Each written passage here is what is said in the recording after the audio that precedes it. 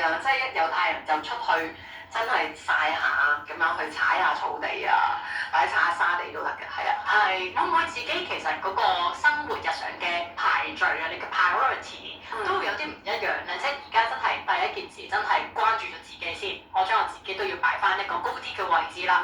跟住可能係工作、朋友、家人咁樣，會唔會嗰個排序有啲唔一樣咧？會㗎，之前都有時會即係好多朋友嘅聚會我都會去啊。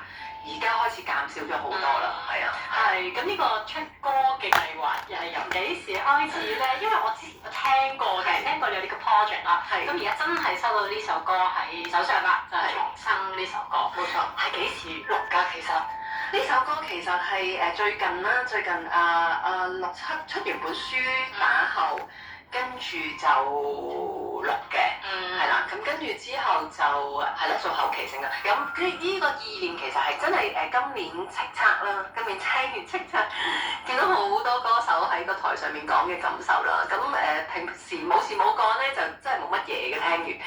即係當你一個人真係遇到一個低谷啊，或者患病嘅時候咧，好多嘢都真係聽得好入心入耳嘅。